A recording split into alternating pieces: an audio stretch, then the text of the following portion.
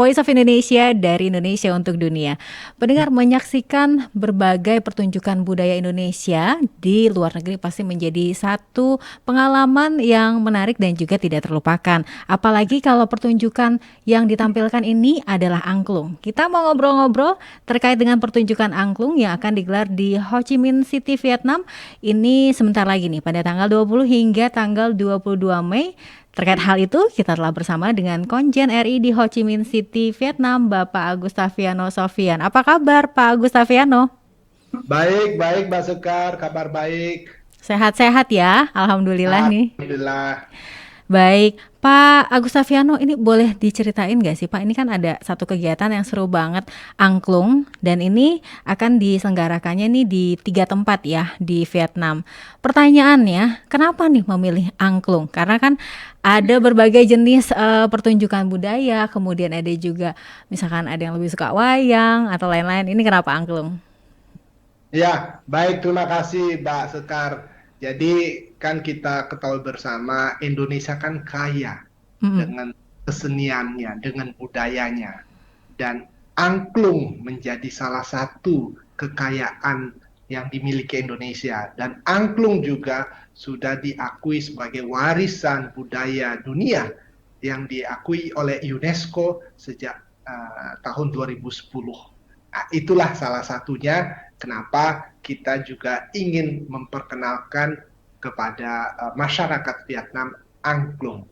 Oke, baik. Dan ini yang diajak ke sana ini dari Saung Angklung Mang Ujo ya, Pak. Yang mana ini kalau di Indonesia sendiri hampir semua orang tuh tahu mengenai Saung Angklung Mang Ujo.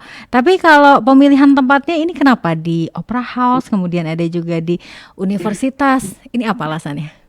Ya, jadi mungkin sedikit juga latar belakang. Mm-mm. Kalau kita memang memperkenalkan budaya Indonesia itu salah satunya angklung, ya. Karena tadi yang saya sampaikan, angklung merupakan warisan budaya dunia yang sudah diakui oleh UNESCO, tapi juga kita menghadirkan wayang dari Solo, tarian dari Bali. Jadi bukan saja angklung. Nah, itu dan perkenalan budaya ini untuk pertunjukan kesenian budaya Indonesia ini kita selenggarakan dalam kerangka untuk memeriahkan 10 tahun kemitraan strategis antara Indonesia dan Vietnam. Oleh karena itu, kegiatan ini kita namakan Indonesia Vietnam Friendship Week yang Mhm. kita lakukan sejak tanggal 20 Mhm. di Open House, kemudian tanggal 22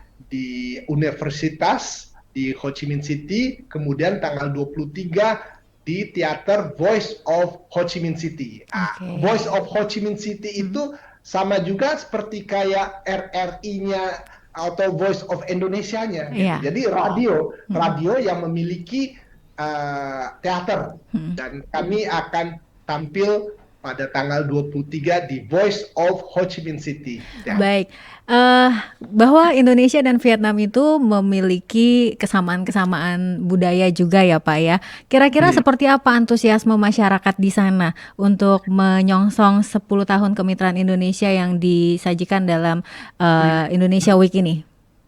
Ya, betul. Jadi memang tentu saja ini kan suatu bentuk persahabatan kita antara kedua bangsa dan negara. Sebenarnya hubungan antara Indonesia dengan Vietnam itu sudah terjalin bahkan ratusan tahun Mhm. karena hal ini terbukti ada dalam prasasti yang dari sejak kerajaan Majapahit dan juga dari kerajaan dari Bali yang menunjukkan adanya hubungan interaksi Mhm. antara waktu itu kerajaan yang ada di Vietnam maupun yang ada di Indonesia. Itu ratusan tahun yang lalu.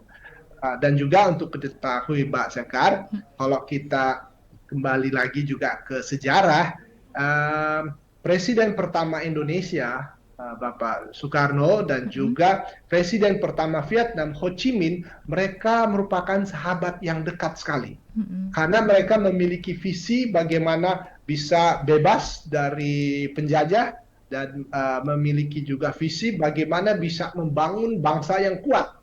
Nah, oleh karena itu sampai saat ini hubungan kita semakin lama semakin menguat, dan juga berbagai kerjasama juga tentu menjadi kita perluas terus untuk mencakup dan kepentingan bersama, dan antusiasme untuk bisa saling mengenal baik itu dari budaya maupun dari berbagai kegiatan lainnya itu sangat diminati sekali Mm-mm. oleh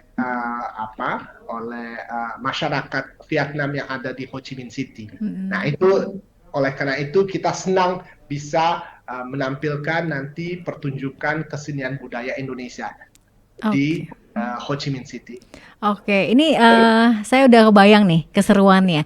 Karena kalau angklung itu kan biasanya juga ada interaksi ya Pak. Jadi mereka diajarkan nih biasanya ya untuk memainkan lagu-lagu yang dari yang sederhana hingga yang cukup complicated gitu ya Pak ya.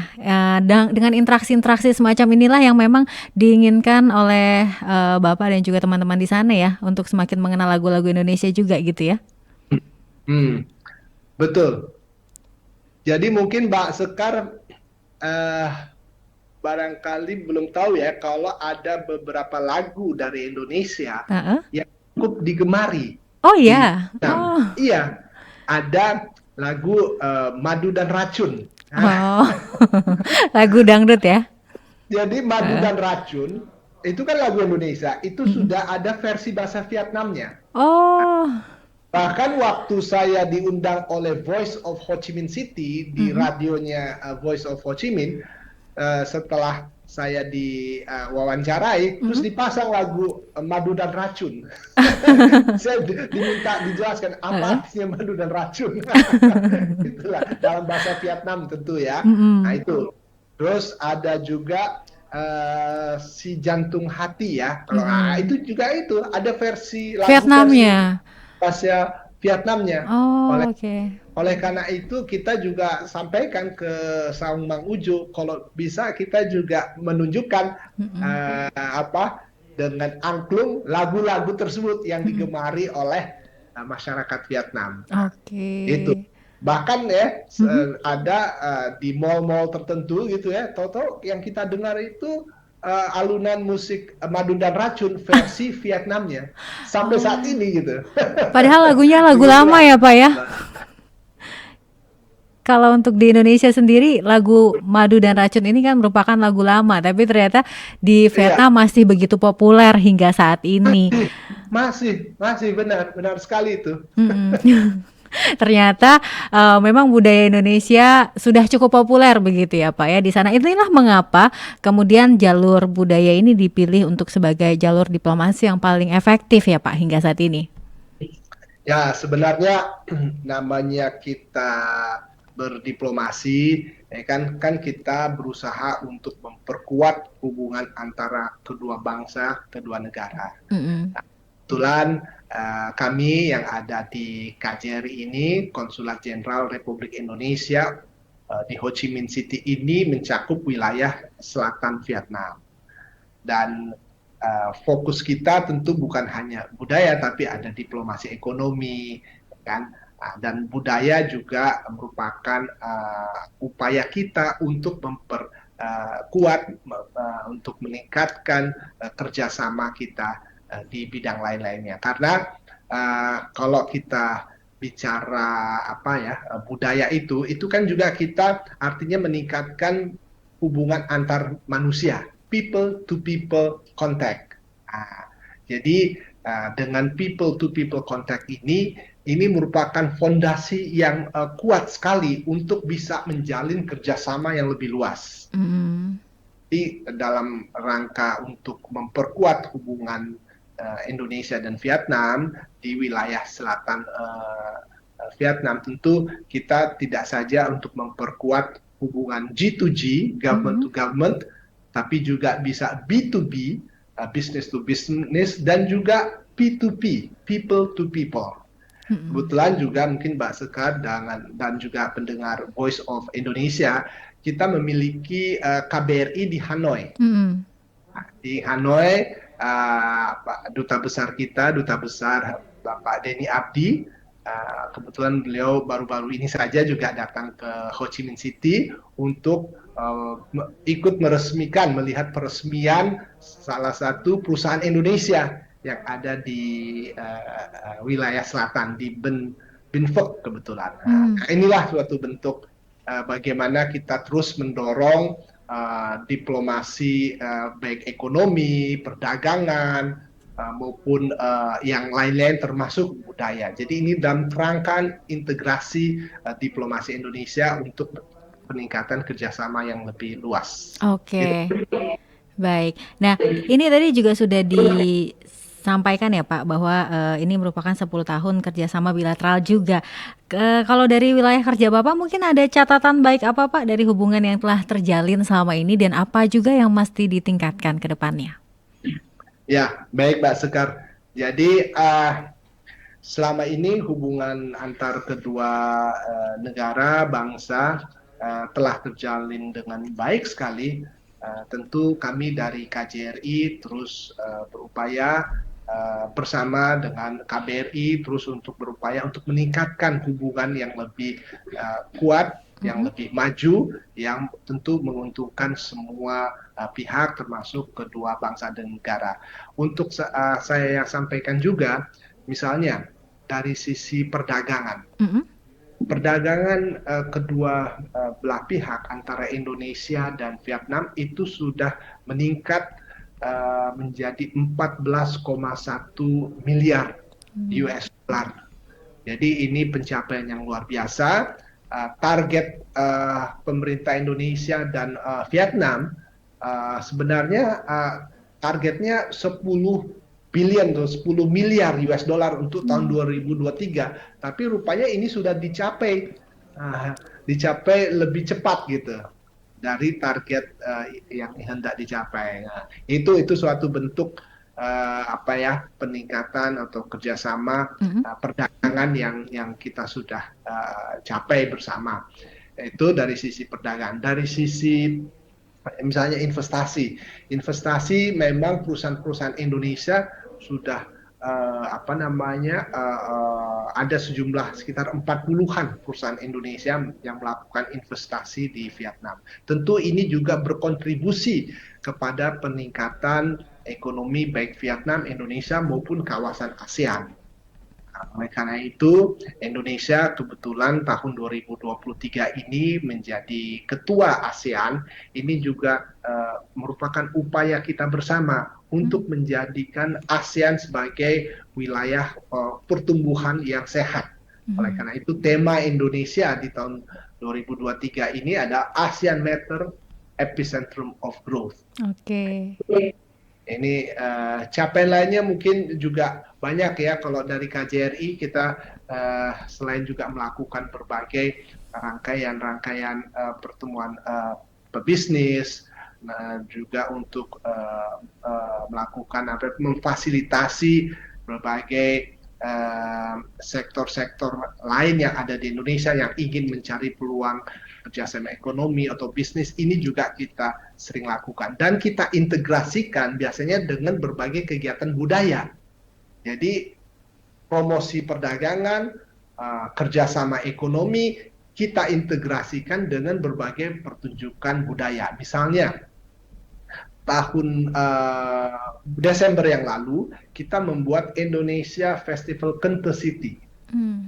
Jadi Indonesia Festival Kente City ini merupakan integrasi dari promosi perdagangan, promosi produk Indonesia, UMKM, dengan juga mempertunjukkan berbagai kesenian Indonesia.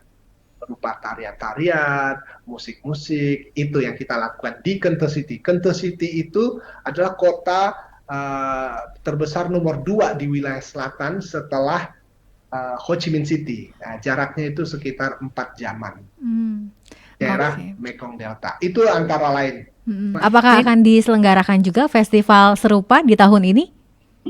Ya, jadi kita memang tahun ini tadinya akan menyelenggarakan di Benjeng. Benjeng itu salah satu provinsi juga di wilayah selatan, tapi kelihatannya belum ini masalah masih memastikan waktunya saja. Jadi saat ini kita belum apa ya masih menunggu waktu dan juga konfirmasi dari provinsi yang nanti akan kita ajak kerjasama. Itu. Oke, baik.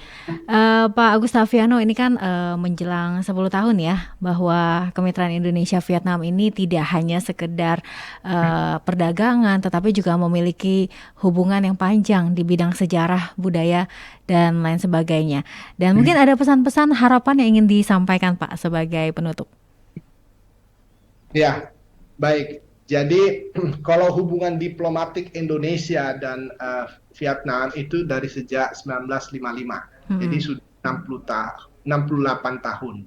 Nah, sedangkan tahun ini menjadi 10 tahun kemitraan strategis antara Indonesia dan Vietnam yang sejak tahun 2013 dan tahun ini merupakan tahun 10 tahun. Tentu dengan adanya kemitraan strategis ini kita melihat bagaimana kerjasama antara Indonesia dan Vietnam dapat tumbuh secara lebih kuat, dapat tumbuh secara lebih baik sehingga menguntungkan semua pihak, kedua negara bangsa. Dan kebetulan tahun 2023 ini Indonesia sebagai ketua ASEAN, kita mau mendorong terus bagaimana ASEAN bisa tumbuh secara kuat, tumbuh secara bersama, apalagi menghadapi pandemi 2-3 tahun belakangan ini banyak sekali dampaknya. Oleh karena itu, Indonesia bersama Vietnam tentu memiliki kelebihan, kekuatan juga untuk sama-sama bisa mendorong kita berkolaborasi, kita kerjasama yang lebih intensif, yang lebih kuat sehingga juga mensejahterakan kedua negara bangsa dan negara. Mungkin itu sebagai penutup kami, Mbak Sekar. Baik, sekali lagi terima kasih Pak Agustaviano Sofyan untuk waktunya dan semoga juga sukses untuk kegiatan Pekan Kebudayaan Indonesia ini ya, dan tentunya seperti harapan kita semua di 10 tahun Kemitraan Strategis Indonesia-Vietnam menghadirkan kolaborasi kerjasama yang semakin baik untuk mensejahterakan masyarakat di kedua negara. Terima kasih Bapak, selamat kembali bertugas. Terima kasih Mbak Sekar, terima kasih pendengar Voice of Indonesia. Baik.